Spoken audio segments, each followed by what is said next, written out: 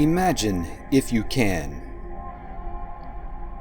you are plugged into a starship through a neural link. This particular starship, a Vexor-class cruiser, is versatile enough to be equipped with a nice mix of exploration and combat equipment. You have a scan probe launcher. It helps you to resolve mysterious cosmic signatures in deep space, pinpointed by an array of scan probes. It has salvaging equipment meant to break down abandoned ships, wrecks, or stations, and take components that can be used to jury-rig improvements to working ships. It has archaeological analysis modules. It has a hacking device. If some pirates have a communications relay or space station with the mainframe out there, you can hack that. The data could later be used for research and creating blueprints, which are in turn used to construct any number of ships, weapons, modules, and useful items. More often than not, these sites are protected by pirates or rogue drones. So your Vexor is equipped with several flights of combat drones and railguns to efficiently dispatch them. This is not the biggest danger, however, for you have learned that the most consistent and valuable loot is found where there is no Concord, which is the powerful force that polices Capsuleers in New Eden.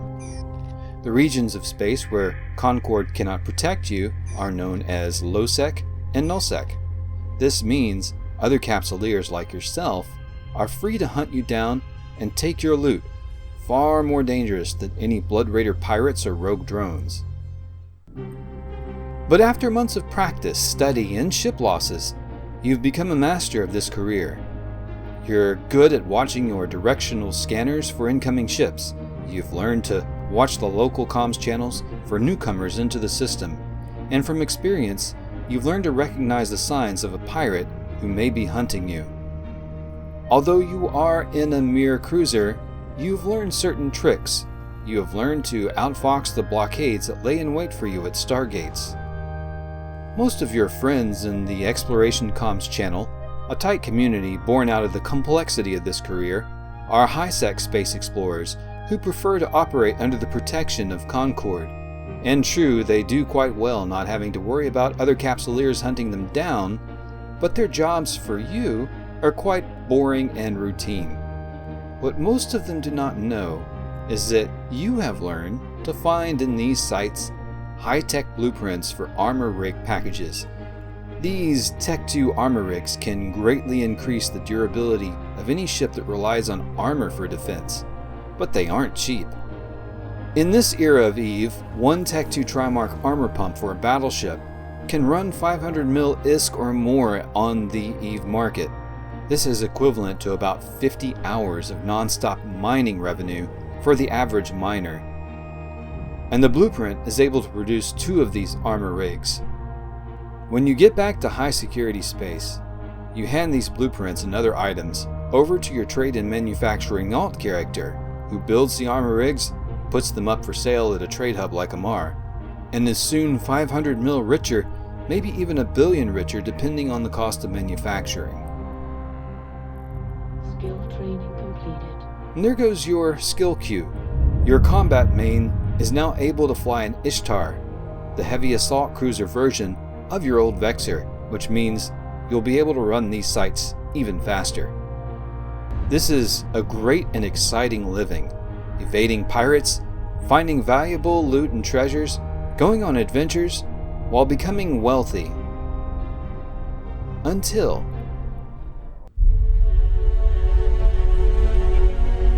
the vastness of space intrigues and terrifies us.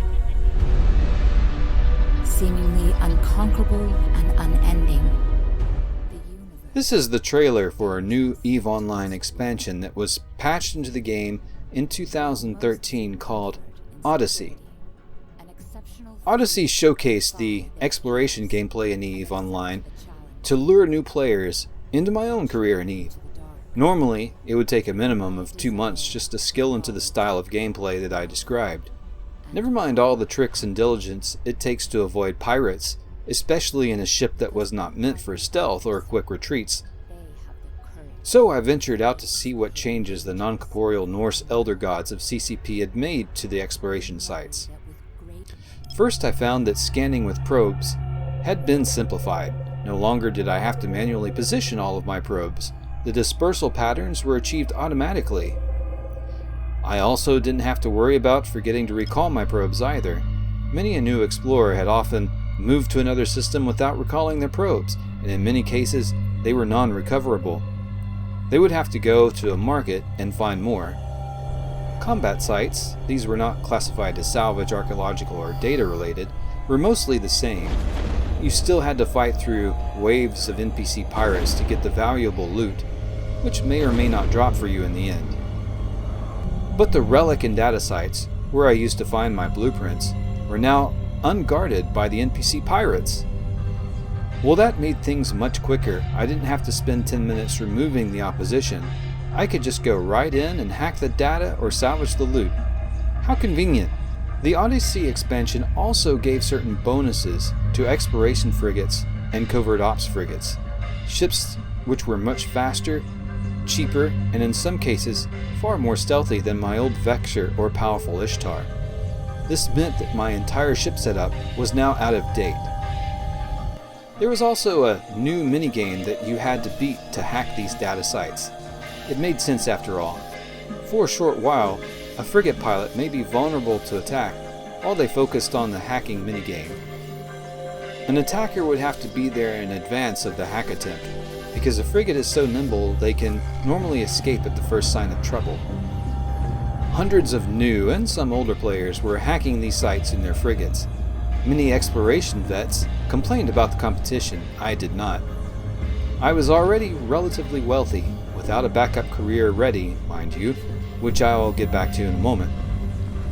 I saw it as an opportunity to hunt these elusive frigates, and me along with others did indeed hunt them, usually in stealth bombers.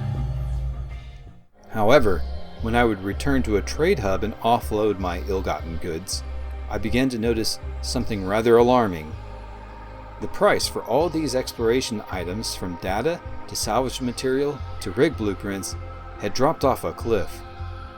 This accounted for about half of my in-game income. We have to remember that the EVE market is a true market and mostly player-driven. This means that supply and demand affects everything. With the glut of the new exploration loots on the market, the prices of them naturally dropped. Perhaps all was not lost. I could still become a good pirate and specialize in killing these new explorers, take their loot, and still come out okay. Well, this was fine. However, the value of the loot that these explorers dropped still was not enough. Also, a new line of exploration ships was released, designed by the Sisters of Eve.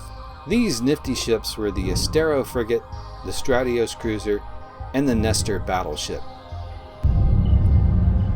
The Astero could equip a covert ops cloaking device, hide, cloak while warping, and run through gate camps. The Astero became the new exploration frigate of choice, but it was also not a bad combat frigate. It could deploy a full flight of 5 combat drones.